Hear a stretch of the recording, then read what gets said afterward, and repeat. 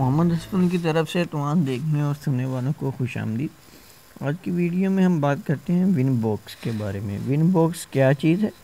तो सबसे पहले मैं एक गलती का असाला कर देना चाहूँ। हमारे जो अक्सर दोस्त अहबाब हैं वो बात करते हैं कि हमने विनबॉक्स सर्वर को इस्तेमाल कर रहे हैं। तो उन भाइयों के लिए थोड़ी सी गुजारिश है कि वो अपनी इस बात को सही कर लेंगे। विनबॉक्स एक सर्वर नहीं है, बल्कि विनबॉक्स एक सर्वर को कॉन्फ़िगर करने के लिए इस्तेमाल होने वाला एक टूल है। अगर हमने सर्वर को कॉन्फ़िगर करना है तो हमारे पास कई सारे तरीक़ाकार हैं, जैसा कि हम इसको वेब के ज़रिए कॉन्फ़िगर कर सकते हैं, टेलनेट के ज़रिए कॉन्फ़िगर कर सकते हैं। लेकिन अगर हम इसको ग्राफिकली कॉन्फ़िगर करना चाहते हैं अपने सिस्टम से, तो उसके लिए हम विनबॉक्स को इस्तेमाल करते हैं। तो विनबॉक्स को आप माइक्रोटिक की वेबसाइट से डाउनलोड कर सकते हैं। इसका आप लेटेस्ट वर्ज़न माइक्रोटिक की वेबसाइट पे अपडेट हासिल कर सकते हैं, तो उसका लिंक मैं आपको दे दूंगा। लेकिन यहाँ पर हम सीखते हैं कि विनबॉक्स असल में काम कैसे करता है और ये क्या चीज़ होती है। तो इसके लिए मैं पहले इसका एडवांस मोड बंद कर देता हूँ। तो जब आप विनबॉक्स को डाउनलोड करेंगे तो आपके सामने एक ऐसी विंडो आ जाएगी। ये एक बहुत छोटा सा टूल है। ये इसका साइज़ तकरीबन 1 MB में है।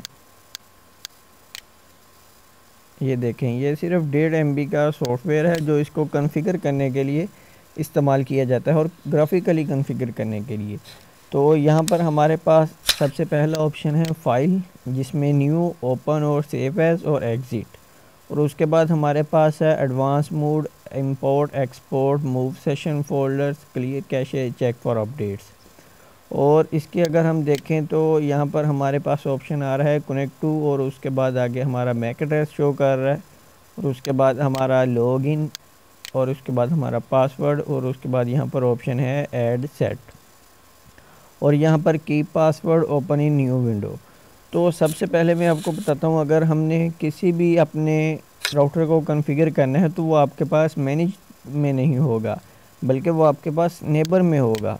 तो जैसा कि आप देख सकते हैं यहाँ पर मेरे पास हमने जो राउटर इंस्टॉल किया था 5.1T, तो वो हमारे पास यहाँ पर शो हो रहा है। तो उसको अगर मैं इसको मैनेज में मैं इसको कैसे लाया, उसके लिए मैं आपको बताता हूँ। सबसे पहले हमने नेबर्स में जाना है। अगर आप चाहते हैं कि आपके पास कोई राउटर है जिसको आप बार बार एड्रेस जो है उसको आप बार बार ओपन करना चाह रहे हैं, तो आप उसको अपने सेट में ऐड कर लेते हैं। यहाँ पर अगर उसका जो भी आपका यूज़र नेम है आप वो टाइप करेंगे, और उसके बाद आप पासवर्ड टाइप करेंगे, और उसके बाद आप ऐड कर लेंगे, तो वो अब आपके पास मैनेज में आ जाएगा। यानी कि आप इसको कंट्रोल कर रहे हैं, ना कि ये आपका कोई हमसाया है। तो हमसाए से मुराद ये यहाँ पर है कि एक नया राउटर है, तो हम इसको अब हम मैनेज में ले गए हैं ताकि हमारे लिए इसको कॉन्फ़िगर करना आसान हो, बार बार हमें जो है इसको ढूंढने की ज़रूरत ना पड़े।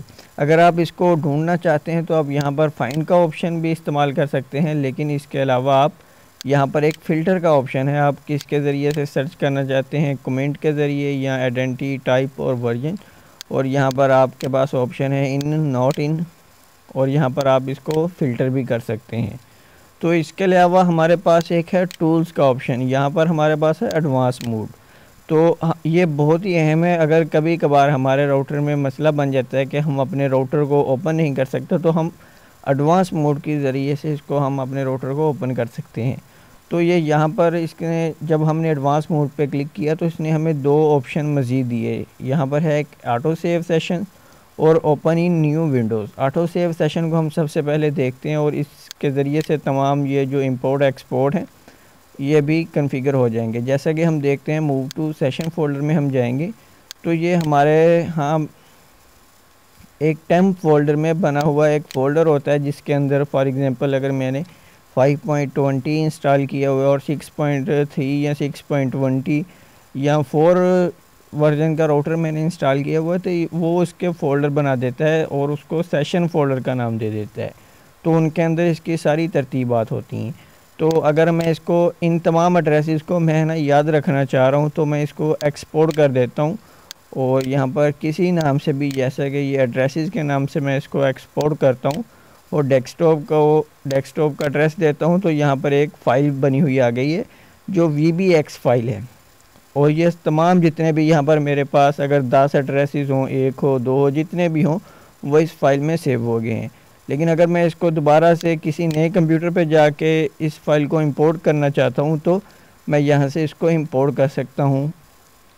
और बाज़ दफ़ा ऐसा होता है कि हमारा जो राउटर है वो यहाँ पर शो नहीं होता, उसकी वजह कैशे का होता है। हमने बाज़ औक़ात अपना लैन कार्ड तब्दील किया होता है या हमने अपनी कॉन्फ़िगरेशन चेंज की होती है, तो हमारे पास यहाँ पर आईपी एड्रेस चेंज हो जाता है, जिसकी वजह से ये राउटर उसको कनेक्ट नहीं कर सकता। तो इसके लिए हम यहाँ से क्लियर कैशे कर देते हैं, तो ये जो भी हमारे पास मैक एड्रेसेस वगैरह होंगे वो रिफ़्रेश हो जाएंगे। और इसके बाद फ़ाइल में यही रह गया वो ऑप्शन नया, तो नया एड्रेस ऐड करने के लिए, और ये सेव एज़ और पुराने एड्रेसेस को सेव करने के लिए।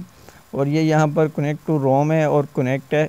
तो अब हमने अपने राउटर को कनेक्ट करना है, तो बाज़ दफ़ा ऐसा होता है कि जब हमने कॉन्फ़िगर किया होता है तो हम मैक एड्रेस के ज़रिए से इसको कनेक्ट करते हैं तो वो नहीं होता।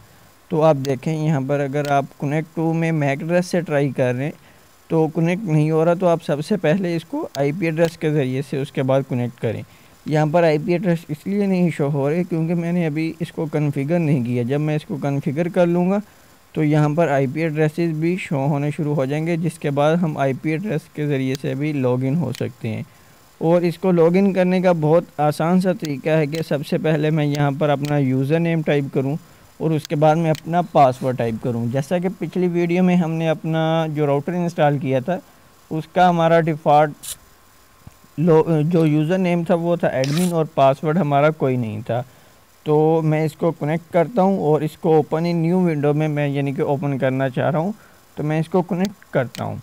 तो ये डाउनलोड प्लगइन्स करेगा पहली मरतबा, या बाज़ दफ़ा जब आपने कैशे क्लियर किया होगा तो ये देखें ये एक नई विंडो में ओपन हुआ है। इसको अगर मैं ख़त्म करता हूँ ऑप्शन को और दोबारा कनेक्ट करता हूँ तो ये इसी विंडो में ओपन होगा। ये देखिए वो पुरानी वाली विंडो ख़त्म हो गई। तो ये अभी हमारे पास सबसे पहले लाइसेंस मांग रहा है, लेकिन यहाँ पर हमारा जो मौजू है वो विनबॉक्स के बारे में है, तो हम इसके बारे में मज़ीद देखते हैं। इसको मैं ज़रा बड़ा कर लेता हूँ। तो यहाँ पर ये सेव मोड में है, यहाँ पर अगर हम क्लिक कर देंगे तो हम सेव मोड में चले जाएंगे और ये रीडू और अंडू के बटन्स है। और यहाँ पर हमारे पास जो है वो हाइड पासवर्ड्स, यानी कि हमने किसी भी यूज़र का जो पासवर्ड बनाया हुआ है या जो भी हम पासवर्ड इसकी कॉन्फ़िगरेशन के दौरान इस्तेमाल कर रहे हैं उनको हाइड रखने के लिए। और ये छोटा सा जो ग्राफ है वो हमारे सिस्टम की यूजेज को ज़ाहिर करेगा। और इसके अलावा हम यहाँ पर दाएं क्लिक करके हम ऐड सीपीयू भी के सीपीयू कितना इस्तेमाल हो रहा है, और उसके अलावा ऐड मेमोरी हमारी मेमोरी कितनी है, और ऐड अप टाइम यानी कि हमारे राउटर को या हमारे सर्वर को चले हुए कितनी देर हो चुकी है, हम इन चीज़ों का भी शामिल कर सकते हैं। उम्मीद करता हूँ आपको विनबॉक्स की इंट्रोडक्शन के बारे में ये एक छोटा सा ट्यूटोरियल पसंद आया होगा और इसमें आपने बहुत कुछ जाना होगा। मिलते हैं अगली क्लास में, मुझे दें इजाज़त। अल्लाह हाफिज़।